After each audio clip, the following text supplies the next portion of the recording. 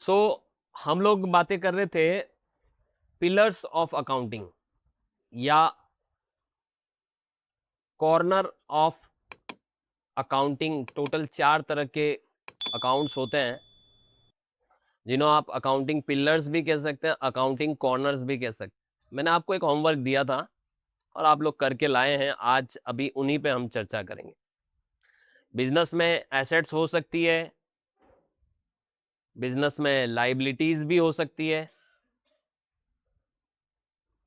Business के अपने खर्चे होते हैं और ये खर्चे हम इसलिए करते हैं ताकि हम इससे क्या कमा सकें, इनकम कमा सके, आय कमा सके। यानी ये 4 तरीके के कॉर्नर्स होते हैं अकाउंटिंग के, या पिलर्स होते हैं अकाउंटिंग के, या हम इनको यूं कह सकते हैं कि ये टाइप ऑफ अकाउंट्स हैं। अकाउंट 4 प्रकार के होते हैं। पिछली क्लास में हमने सीखा था कि बेसिकली जो एंट्री हम बनाते हैं जब ट्रांजैक्शन से, तो उसमें हमें आइडेंटिफाई जब हम करते हैं अकाउंट्स को, तो सबसे इंपॉर्टेंट चीज होती है कि भाई वो अकाउंट किस तरीके का है, उसको ढूंढो पहले। तो जब आप उसको ढूंढ लोगे तो बहुत आसान हो जाएगा आपको लिए डेबिट और क्रेडिट करना, फाइंड आउट करना। बिकॉज एसेट जब बढ़ती है तो डेबिट करते हैं, घटती है तब क्रेडिट करते हैं। लाइबिलिटी बढ़ती है तो क्रेडिट करते हैं, घटती है तो डेबिट करते हैं। एक्सपेंसेस बढ़ते हैं तो डेबिट करते हैं, घटते हैं तब क्रेडिट करते हैं। और इनकम बढ़ती है तब क्रेडिट करते हैं और घटती है तब डेबिट की जाती है। ये तो हमने पढ़ा, लेकिन इसके पढ़ने के साथ साथ इसको इंप्लीमेंट करना भी हमने सीखा कि इसको इंप्लीमेंट कैसे किया जाता है। राइट, कि भाई एंट्री कैसे बनती है। और एंट्री बनाते वक्त ये सबसे इंपॉर्टेंट चीज होती है कि find out first of all कौन कौन से अकाउंट आए और अकाउंट का नेचर क्या है, इसको ढूंढना। कैसे मैं बोल सकता हूं कि सैलरी एक्सपेंस होता है, कैसे मैं बोल सकता हूं कि कैश एसेट होता है। तो ये आपको पकड़ में लेने के लिए, या पकड़ में तभी आएगा जब आपको पता होगा कि यार ये मेरी एसेट है, ये मेरी लाइबिलिटी, ये मेरे एक्सपेंस है, ये मेरी इनकम है। मैंने एक आपको काम दिया था, आज उसी काम पे चर्चा करेंगे। मैंने आपको ये काम दिया था कि आपको घर पे जाके मेहनत करनी है, धुरंधर और एक्सपर्ट लोगों की हेल्प लेनी है, और जहां से हेल्प ले सको, जैसे हेल्प ले सको, हेल्प लेके 20 एसेट के नाम, कम से कम 20 लाइबिलिटी के नाम, 20 एक्सपेंस के नाम और 20 इनकम के नाम लिख के लाने। और आप में से बहुत लोगों ने ये काम किया। अभी मैं आपसे जानना चाहता हूं, आज मुझे आपसे बहुत कुछ सीखने को मिलेगा। आज मैं आपसे 80 तरह के अकाउंट सीखूंगा। 80 टाइप्स ऑफ अकाउंट का मुझे आज नॉलेज होने वाला है। हमेशा आप मुझसे सीखते हो, आज मैं आपसे सीखने वाला हूं। ठीक है, चलिए आप मुझे वन बाय वन सारे अकाउंट्स जो आपने अपनी रजिस्टर में लिखे हैं मुझे एक एक करके बताओ। जो जो व्यक्ति ने जो जो लिखा है आप बोलते जाना, मैं यहां लिखता चलूंगा। सबसे पहले एसेट्स, देखो एसेट्स की लिस्ट और बताते चलो। चलो, कैश इन हैंड, कैश नकद आपकी एसेट होती है। बैंक में जो बैलेंस पड़ा होता है वो आपकी एसेट होती है। अकाउंट्स रिसीवेबल यानी सन्डी डेटर, जिनसे आप पैसे मांगते हो उनको कहते हैं अकाउंट्स रिसीवेबल। ठीक है, ये आपकी एसेट्स होती है। बातें नहीं करने के लिए बोला है, बताने के लिए बोला है। और इन्वेंट्री का मतलब होता है स्टॉक। आपके बिजनेस में जो माल पड़ा हुआ है, स्टॉक इन हैंड है, वो आपकी एसेट होती है। बताते जाओ।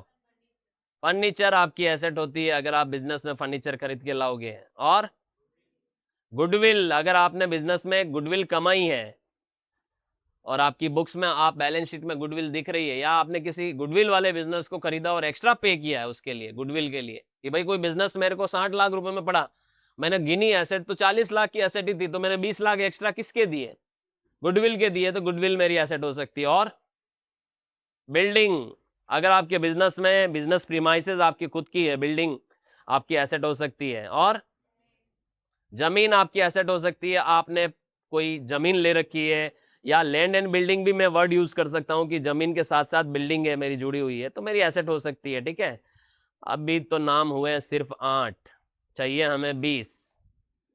मशीनरी, बिजनेस में मशीनें अगर आप खरीदते हो तो मशीनरी आपकी एसेट हो सकती है। और फर्नीचर लिख चुके हैं, और बताओ। कंप्यूटर आपकी एसेट हो सकती है डेफिनेटली, अगर आपने बिजनेस में कंप्यूटर और पेरिफेरल्स में इन्वेस्ट किया है, कंप्यूटर लैपटॉप वगैरह। हाँ, कंप्यूटर मतलब लैपटॉप हो गया, चलो आपकी बात मान लेता हूं मैं, लैपटॉप लिख दिया। और ठीक है, प्रिंटर आपकी एसेट हो सकती है, जो आप प्रिंटिंग डिवाइस लेके आते हो।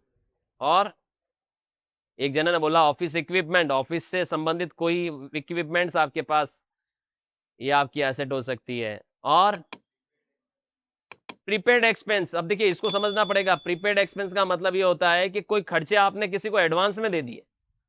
जैसे मान लो मैंने एक वर्कर को 2 महीने की सैलरी एडवांस दे दी, 25-25 हजार रुपए सैलरी थी, 50,000 उसको एडवांस दिए, तो मेरी एसेट है।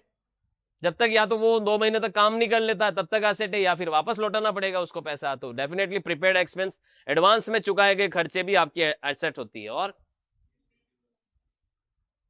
बिल्स रिसीवेबल, ये बहुत अच्छा नाम है, बिल्स रिसीवेबल, यानी ऐसे बिल जिन पर आप पेमेंट आपको आने वाला है बहुत जल्दी, जिन लोगों से आप पैसे मांगते हो और जिन पर पैसा आपको मिलने वाला है, उनको हम बिल्स रिसीवेबल बोलते हैं। ये हमारी एसेट हो सकती है। और व्हीकल, आपके पास कोई मोटर व्हीकल्स हैं तो व्हीकल्स आपकी एसेट्स हो सकती है। कारें हैं, ट्रक हैं, बसें हैं, स्कूटर हैं। इन्वेस्टमेंट, इन्वेस्टमेंट को भी हम एसेट की कैटेगरी में लेते हैं। हमने कोई एक्सेस मनी को कहीं इन्वेस्ट किया, एफडी बनाई, आरडी बनाई, शेयर मार्केट में लगाया, तो एसेट हो सकती है। ट्रेडमार्क, अगर हमने किसी चीज को ट्रेडमार्क लाइसेंस लिया हुआ है तो ट्रेडमार्क हमारी एसेट हो सकती है। कॉपीराइट हमारी एसेट हो सकती है, हमने कॉपीराइट लाइसेंस लिया हुआ है तो ये इंटेंजिबल एसेट्स कहलाती है। ये दिखती नहीं है लेकिन इनको फील किया जा सकता है बिजनेस में, तो ये हमारी एसेट हो सकती है। कॉपीराइट मतलब आपकी कोई कॉपी नहीं कर सकते, समझ रहे हैं? और बताओ, एक और चाहिए। अकाउंट रिसीवेबल लिख चुका हूं। सप्लायर को एडवांस दिया, वेरी गुड, ये भी आपकी एसेट होती है। आप सप्लायर यानी जिनसे आप कोई चीज मंगा रहे हो और आपने उनको एडवांस पेमेंट किया हुआ है, तो ये आपकी एसेट हो सकती है डेफिनेटली। 20 नाम आपने ढूंढे हैं और एक्यूरेट ढूंढे हैं, ये 20 आपकी एसेट हो सकती है बिजनेस में। हालांकि अगर मैं आपको अभी बोलूं ना बैठा बैठा कि 20 नाम और लिखाओ, तो आप बैठकर सोच सोच के लिखा दो, क्योंकि आप 20 जने और आपने 20 नाम ही ढूंढे अभी तक। ज्यादा बड़ा टास्क देना चाहिए था आपको। एक टास्क देता हूं आज का होमवर्क। इन 20 के अलावा आप लोगों को घर पे जाके और अगले 20 नाम ढूंढने एसेट्स के, जो 20 नाम इनमें नहीं होने चाहिए, ठीक है? और 20 तरीके की एसेट ढूंढ के लानी है अगली क्लास में। कर लोगे? ठीक है, आगे बढ़ते हैं। अब बताओ liability. Sundry creditors, accounts payable, जिनसे जो आपसे पैसे मांग रहे हैं वो आपकी लायबिलिटी होते हैं, आपको उनको चुकाना है। जिनसे आपने कुछ खरीदा है और अब आपको उनको पे करना है, क्रेडिटर्स, इनको अकाउंट पेएबल भी कहते हैं। यहां लिख देता हूं एपी। और बैंक लोन, बैंक से अगर आपने लोन लिया हुआ है तो ये आपकी लायबिलिटी होगी। और गवर्नमेंट को टीडीएस चुकाना है, अगर आपने किसी का टीडीएस काटा है तो ये आपकी लायबिलिटी होगी। और इलेक्ट्रिसिटी बिल नहीं होगा, आप अगर इसको ऐसे बोलोगे इलेक्ट्रिसिटी बिल पेएबल, भाई बिल आ गया लेकिन अभी तक चुकाना बाकी है, तो फिर ये आपका लायबिलिटी होगा।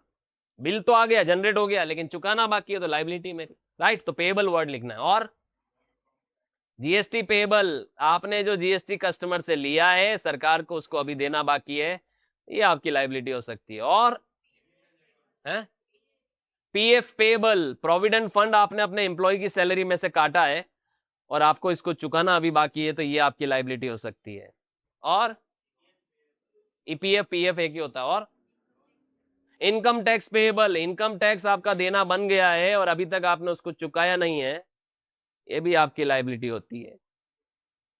और लोन फ्रॉम बैंक, वो लोन बैंक लोन में आ गया।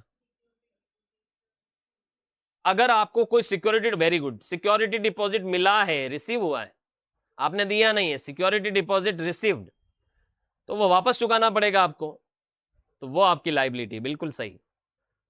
और एडवांस फ्रॉम कस्टमर, अगर आपको अपने कस्टमर से एडवांस प्राप्त हुआ है तो या तो आपको उनको माल भेजना पड़ेगा या वापस एडवांस लौटाना पड़ेगा, तो एडवांस फ्रॉम कस्टमर आपकी लायबिलिटी होता है, बिल्कुल सही। डिविडेंड, पेएबल, कंपनी ने डिविडेंड तो डिक्लेयर कर दिया लेकिन अभी तक पे नहीं किया, तो डिविडेंड पेएबल आपकी लायबिलिटी होता है। बिल्कुल सही।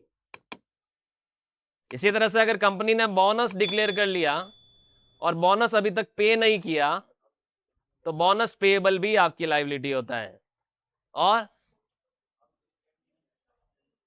और बताओ, शॉर्ट टर्म लोन, आपने कोई, मान लो इसे कहते हैं वर्किंग कैपिटल लोन, मान लो आपने बिजनेस से अपनी बिजनेस की वर्किंग कैपिटल की रिक्वायरमेंट को फुलफिल करने के लिए कोई लोन लिया, सीसी लिमिट लिया, इसे वर्किंग कैपिटल लोन भी बोल सकते हैं और इसे बैंक ओडी या बैंक ओसीसी भी बोल सकते हैं, बैंक ओवरड्राफ्ट या bank over cash credit loan. और लॉन्ग टर्म लोन वही बैंक लोन हो गया, या फिर यूं लिख सकते हो लोन फ्रॉम रिलेटिव, आपने अपने रिलेटिव से लोन लिया है, ये भी आपकी लायबिलिटी है, लोन्स लायबिलिटी है, याद रखिएगा।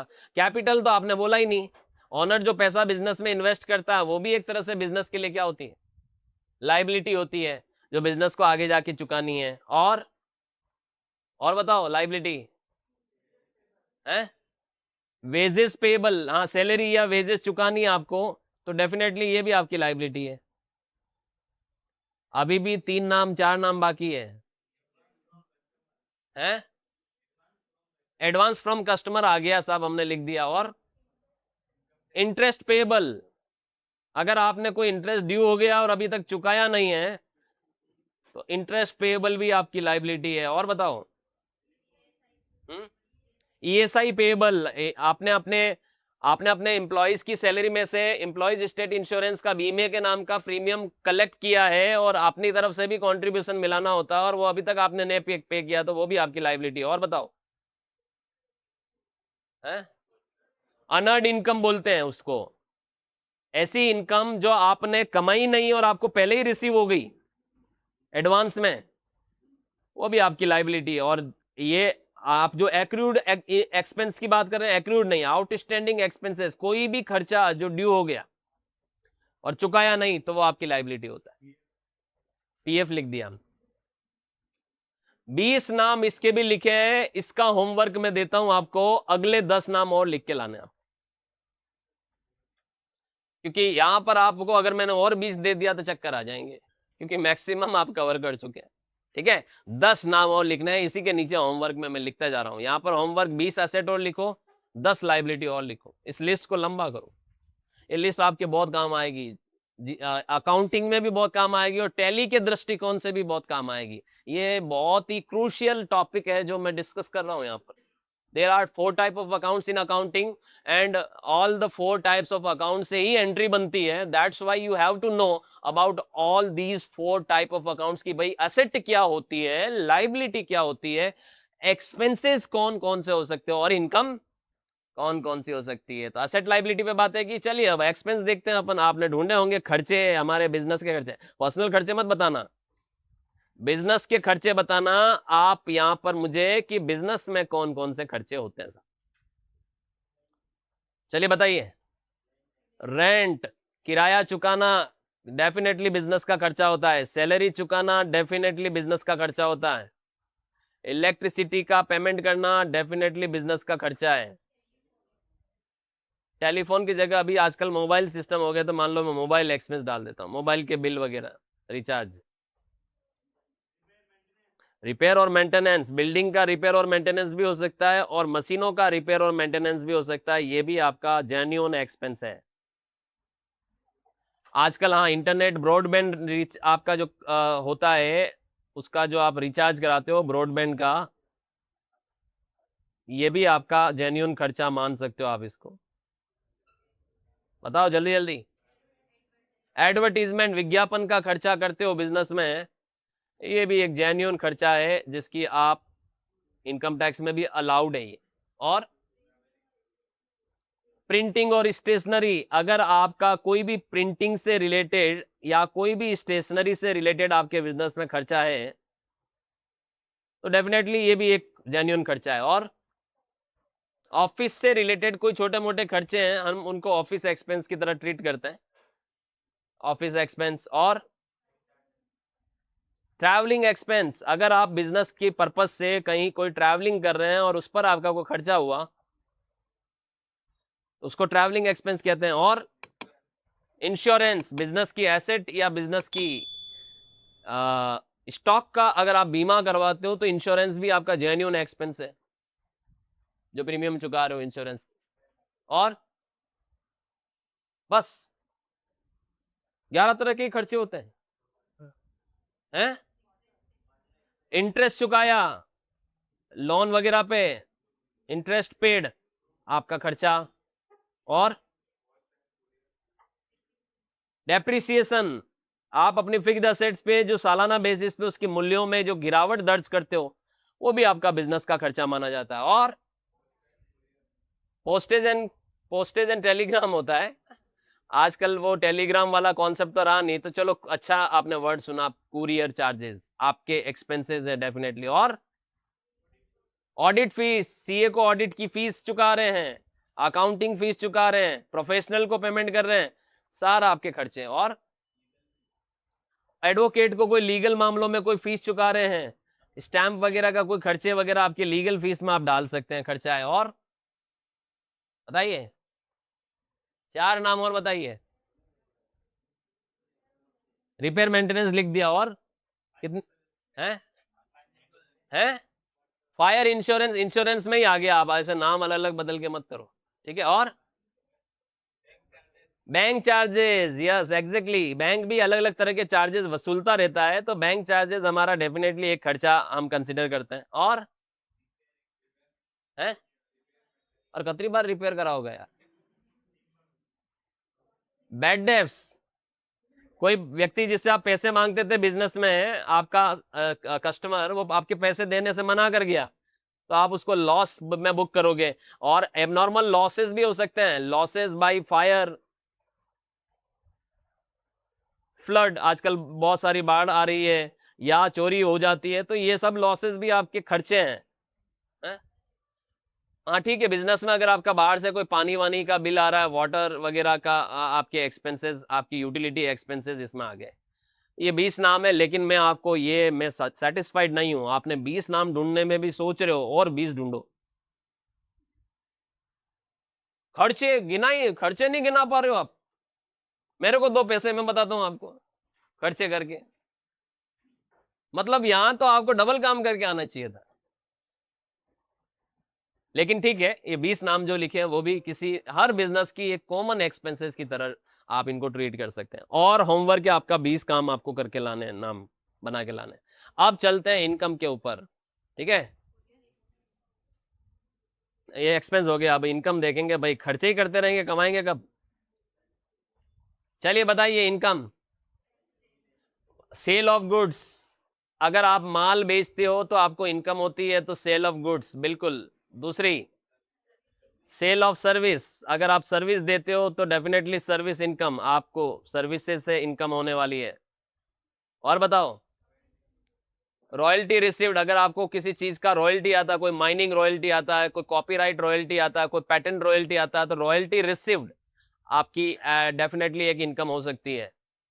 और कमीशन रिसीव्ड, अगर आप एक एजेंट की तरह काम कर रहे हैं, आपको कमीशन मिल रहा है, तो 100% कमीशन रिसीव्ड भी आपकी इनकम हो सकती है। अच्छा, ये चीजें रिसीव्ड है तो इनकम है, अगर ये हमने चुकाई है तो हमारे लिए खर्चे हो सकते हैं। और इंटरेस्ट रिसीव्ड, अगर आपने कोई डिपॉजिट्स करवा रखे हैं बैंकों में और आपको उस पर ब्याज मिल रहा है, सेविंग कर एफडी आरडी वगैरह पे, तो ये इंटरेस्ट आपकी इनकम हो सकती है। रेंट रिसीव्ड, अगर आपने किराए पर इमूवेबल प्रॉपर्टी दिया, आपको किराया मिल रहा है, definitely it is your indirect income. और बताइए, कमाई के तो तरीके बहुत सारे आने चाहिए। ट्यूशन फीस कमाई, ठीक है, अगर आप ट्यूटर हैं और आपको tuition fees, coaching fees, course fees receive हो रही है, तो यस यू कैन कॉल कि ये आपकी इनकम है डेफिनेटली। और ब्रोकरेज, अगर ब्रोकिंग हाउस है तो ब्रोकरेज रिसीव हो रहा है आपको, जैसे आप देखिए जो ब्रोकर्स होते हैं, डिस्काउंट ब्रोकर होते हैं, उनको ब्रोकरेज रिसीव हुआ आपको, या आप कोई प्रॉपर्टी दलाल है, आपको ब्रोकरेज रिसीव हुआ, तो आपकी डेफिनेटली इनकम हो सकती है। और डिस्काउंट रिसीव्ड, अगर आपको कैश डिस्काउंट मिला है जल्दी से नकद चुकाने की एवज में, तो डिस्काउंट भी आपके लिए इनकम की तरह ट्रीट होगा। डिविडेंड रिसीव्ड, अगर आप शेयर होल्डर हैं किसी कंपनी में और आपको कंपनी ने डिविडेंड दिया तो डिविडेंड रिसीव्ड आपकी इनकम हो सकती है। और एक्सपोर्ट, अगर आप एक्सपोर्ट से रेवेन्यू, ठीक है एक्सपोर्ट को सेल ही मानेंगे, एक्सपोर्ट ऑफ गुड्स या सर्विसेज दोनों आ गया इसमें, तो एक्सपोर्ट करोगे तो भी आपको यहां पर इनकम होने वाली है, तो ठीक है इसको भी आप इनकम मान लीजिए, एक्सपोर्ट सेल बोलते हैं इसको। और स्क्रैप सेल, बिल्कुल सही, अगर आपके पास कोई स्क्रैप है आपने उसको बेचा तो आपको उससे कोई रेवेन्यू जनरेट हुआ, इनडायरेक्ट इनकम। और डोनेशन रिसीव, एनजीओ हैं, बहुत बढ़िया वर्किंग की है आपने, आप अगर एनजीओ हैं, नॉन प्रॉफिट ऑर्गेनाइजेशन है, आपको डोनेशन मिलता है तो वो भी आपकी इनकम है। यस, अगर आप कोई एसेट बेचते हैं और आपको उस पर कोई फायदा होता है तो वो भी आपकी इनडायरेक्ट इनकम मानी जाती है। बिलीव मी, ये 80 नाम जो आज मैंने इस वीडियो में आपको बताए हैं, आपने इन 80 नामों को अच्छे से आपको याद भी हो गए होंगे, आपके लिए अकाउंटिंग बहुत आसान हो जाएगी, बहुत आसान हो जाएगी, आप सोच भी नहीं सकते। क्योंकि जब आप एंट्री बनाने जाओगे तो अब आपके दिमाग में फट से आएगा, अच्छा ये मेरी इनकम, ये मेरा एक्सपेंस, ये मेरा एसेट, ये मेरा लायबिलिटी, हमारे लिए एंट्री बनाना बहुत आसान हो जाएगा इससे। और टैली में जो प्रैक्टिकल वर्किंग करोगे, टैली या किसी सॉफ्टवेयर में, उसमें जब आप लेजर बनाते हो तो लेजर में ग्रुप डालना पड़ता है कि भाई मैंने अगर रेंट रिसीव्ड का लेजर बना रहा हूं तो ग्रुप क्या होगा, तो अब आपको सोचना नहीं पड़ेगा क्या होगा, इनडायरेक्ट इनकम। अब आपको बस ये दिमाग दौड़ाना इसमें कि कौन सा डायरेक्ट है, कौन सा इनडायरेक्ट है, कौन सा रेवेन्यू रिसिप्ट है, कौन सा कैपिटल रिसिप्ट है, जैसे जैसे आगे बढ़ेंगे वो भी बातें करेंगे हम। फाइनेंशियल अकाउंटिंग कोर्स सबसे कोर कोर्स होता है अगर अकाउंटेंट बनना है, तो पहला काम यही है कि अकाउंटिंग के बेसिक्स अच्छे होने चाहिए। बेसिक्स क्लियर, सब कुछ अच्छा होगा, बेसिक्स ही क्लियर नहीं है तो फिर दिक्कतें बहुत आगे जाके फेस करोगे। अभी तो 14 नाम ही हुए हैं। रिकवरी इनकम, ठीक है, अगर आप किसी बैंकों में रिकवरी एजेंट की तरह काम कर रहे हैं और आपको रिकवरी कमीशन मिल रहा है, बैंकों का पैसा रिकवर करके दे रहे हो और उसके अगेंस्ट में आपको कमीशन मिल रहा है, आपकी इनकम है। और इंसेंटिव, डेफिनेटली अगर आपको आप कहीं नौकरी करते हैं और आपको इंसेंटिव मिला अलग से, वो भी आपकी इनकम है, बहुत बढ़िया। और exchange gain, very good, forex gain बोलते हैं इसको, फॉरेक्स या एक्सचेंज गेन। देखिए ये चीज थोड़ी सी मैं आपको बता दूं कि ये क्या चीज होती है। एक्सचेंज गेन का मतलब ये होता है, जैसे अभी आपको पता हो तो रुपया बहुत टूट गया है, 95 रुपीज के आसपास चल रहा प्रति डॉलर। अब सोचिए कि आपकी रेवेन्यू हुई 15 दिन पहले, आपने एक्सपोर्ट का बिल बनाया, एक्सपोर्ट कर दिया, ठीक है, उस वक्त रुपया चल रहा था 92 रुपीज, अब जाके पैसा मिल रहा है तब रुपया टूटा और बरानों से कितना हो गया, 95 हो गया, 3 रुपया आपका $1 पे फायदा हो गया, और $10,000 का आपका बिल था, तो 10,000 इंटू 3 करोगे, 30,000 रुपए आपको ज्यादा मिलेंगे उस केस में। तो ये तो फायदा हो गया, आपको एक एक्स्ट्रा फायदा हो गया कि मिलने तो $10,000 ही है, लेकिन डॉलर के मुकाबले रुपया टूटने से आपको क्या हुआ, फायदा हुआ। तो जो डॉलर और रुपए के बीच में जो एक्सचेंज रेट चलती है, या पर्टिकुलर किसी करेंसी की, हमारी डोमेस्टिक करेंसी के बीच में जो एक्सचेंज रेट चलती है, उस एक्सचेंज की फ्लक्चुएशन की वजह से जो हमें बेनिफिट हो जाता है, उसको हम फॉरेक्स गेन कहते हैं। एक्सचेंज गेन या फॉरेक्स गेन ये होता है उन लोगों की बुक्स में, ये देखने को मिलता है जो या तो इंपोर्टर है या एक्सपोर्टर है। राइट, आगे बढ़ते हैं और बताओ 18वां नाम, इन्वेस्टमेंट इनकम। इन्वेस्टमेंट इनकम कैसे हो सकती है? इंटरेस्ट ऑन इन्वेस्टमेंट हो सकता है, इंटरेस्ट ऑन इन्वेस्टमेंट, आपको इन्वेस्टमेंट पर, कोई इन्वेस्टमेंट कर रखा है उस पर ब्याज मिल रहा है, ये इनकम हो सकती है। हाँ, इसमें ये हो सकता है सेल ऑफ इन्वेस्टमेंट, अगर आपने सॉरी सेल ऑफ इन्वेस्टमेंट नहीं, profit on sale of investment, अगर कोई इन्वेस्टमेंट बेचा, profit on sale of investment, मतलब ये होता है कि जैसे देखिए समझिए, मैंने कोई 10 लाख के शेयर खरीदे थे शेयर मार्केट से, इन्वेस्टमेंट की पर्पज से मैंने इन्वेस्ट किया था 10 लाख का, अब वो शेयर बेचा, 20 लाख रुपए आए, 10 लाख का क्या हो गया, प्रॉफिट हो गया, ये प्रॉफिट भी मेरी इनकम मानी जाएगी इस साल, कैपिटल गेन कंसीडर होगा। और कंसल्टेंसी फीस रिसीव्ड, अगर आप किसी को कंसल्टेंसी देते हैं, सर्विस में आता हालांकि है, कंसल्टेंसी फीस रिसीव्ड, ये भी आपकी इनकम होती है। मैं आपको एक और वर्किंग दूंगा, ये 20 नाम आपने बता दिए, बहुत अच्छा, लेकिन मुझे और चाहिए 20 नाम, और 20 नाम ढूंढे जा सकते हैं इसमें। अब देखिए मोटे मोटे तौर पे जब ये क्लास शुरू हुई थी हमारे पास एक भी नाम नहीं था, अब टोटल कितने नाम है हमारे पास? 80 लेजर्स हमने आइडेंटिफाई किए हैं जो अलग अलग नेचर के हैं, जो बिजनेस में अलग अलग रोल प्ले करते हैं, राइट? डेफिनेटली ये चार्ट आपके लिए बहुत ही ज्यादा हेल्पफुल है। This video is very helpful because ये वीडियो जब आपने पूरी देखी, ये 80 नाम जब आपने सुने, तो इन 80 नामों का काम भी आपने सुना कि ये क्या काम करेंगे बिजनेस में, किधर जाएंगे, क्या करेंगे, ये सब चीजें बातें करेंगे। बट अभी तो मेरे को ये बेसिक एबीसीडी सीख रहा हूं मैं अकाउंटिंग की।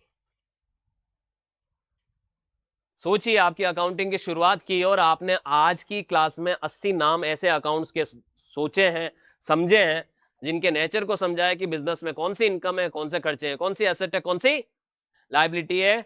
80 के अलावा मुझे 70 नाम और चाहिए आप लोगों से, तो उस पर भी डिस्कस करेंगे। आज के लिए इतना काफी है। आई होप आपको वीडियो अच्छी लगी होगी। थैंक यू सो मच, धन्यवाद।